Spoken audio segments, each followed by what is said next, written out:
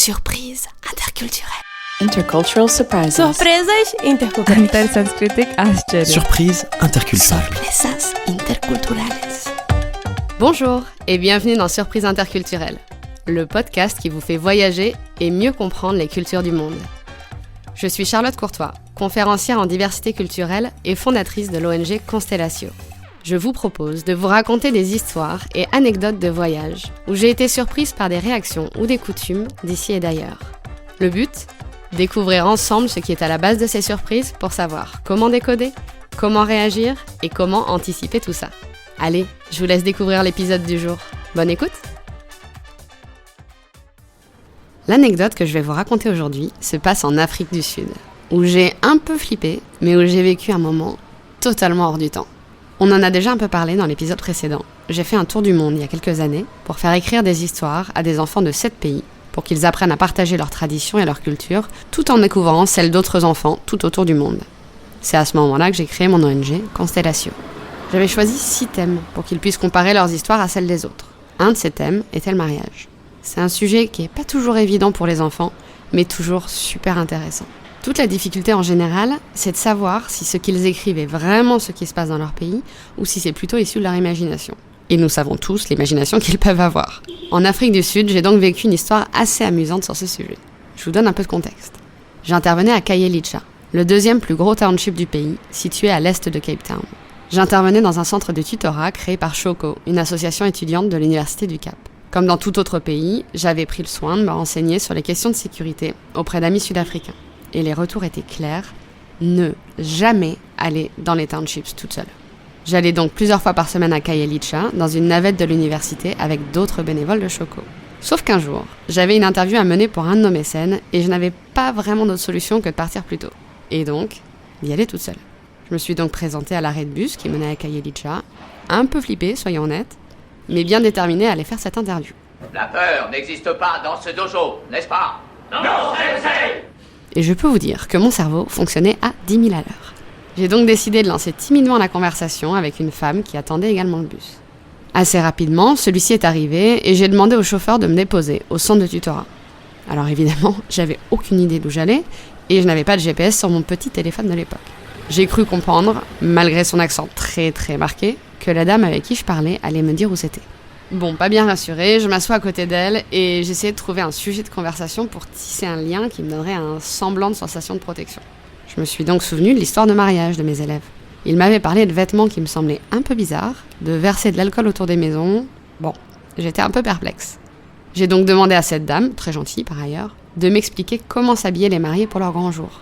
Elle n'était pas bien sûre d'elle et elle a donc demandé au monsieur devant nous ce qu'il en pensait. Après quelques mots en anglais, que je comprenais déjà difficilement à cause de l'accent, ils ont commencé à passer en Xhosa, leur langue maternelle.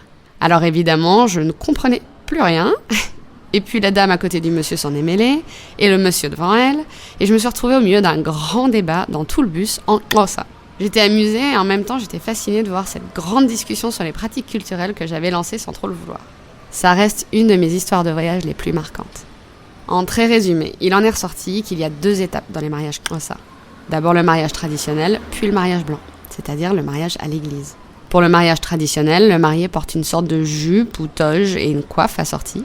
Il est torse nu et il a une lance et un bouclier.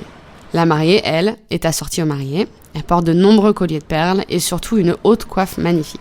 Et pour info, l'histoire de l'alcool était vraie, puisque dans la tradition Xhosa, on peut verser du brandy autour de la maison des mariés pour accueillir les ancêtres dans le mariage et lui porter chance. La raison pour laquelle je vous raconte cette histoire, c'est que je pense qu'on peut en tirer plusieurs choses.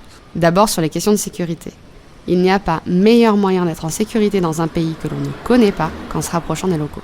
Demandez-leur ce que eux font et les règles de base. Généralement, il y a des quartiers déconseillés dans la plupart des villes, mais ça peut aller au-delà de ça. Au Cap, on est allé jusqu'à me dire que je pouvais me promener dans telle rue le soir sans problème, mais que jusqu'à tel lampadaire. Le lampadaire, c'était moi! Au Mexique, la règle est claire, on ne prend pas un taxi comme ça dans la rue. On appelle une compagnie, sinon on risque de se retrouver dans un faux taxi qui nous kidnappe ou qui nous agresse. Et toujours au Cap, on pouvait prendre le train de banlieue, mais que jusqu'à 17h parce qu'après, ça devenait trop dangereux. Le deuxième point à retenir, c'est que la meilleure manière de découvrir cette nouvelle culture qui nous accueille, c'est de poser des questions ouvertement. Vous pouvez choisir différents thèmes. Le plus simple, c'est souvent de s'intéresser aux rituels, comme je l'ai fait, mais vous pouvez aussi poser des questions sur les symboles culturels, sur l'histoire, ou encore sur les personnes qui sont considérées comme des héros dans cette culture. On a tendance à penser qu'on va avoir l'air bête si on ne sait pas. Mais croyez-moi, n'ayez pas honte, il y a peu de choses qui rendent les gens aussi fiers que d'avoir quelqu'un qui s'intéresse sincèrement à eux. La dernière chose que j'ai envie de souligner, c'est que la culture n'est pas un ensemble homogène. La preuve, toutes ces personnes dans le bus débattaient parce qu'elles n'étaient pas toutes d'accord sur comment se passait réellement un mariage selon la tradition.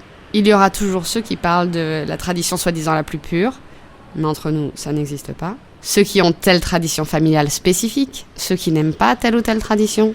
Pensez donc à ne pas faire de généralité de ce qu'une seule personne vous a partagé. Je reprends donc. Petit 1, se fier aux locaux pour comprendre les règles de base de sécurité. Petit 2, poser des questions. Plein de questions, pour mieux connaître et pour tisser des liens.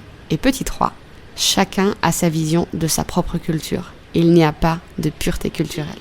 C'est bien ça le problème avec vous, mon beau-fils. Vous faites toujours comme on fait tout le temps. Oui, puis on a tout le temps fait comme ça.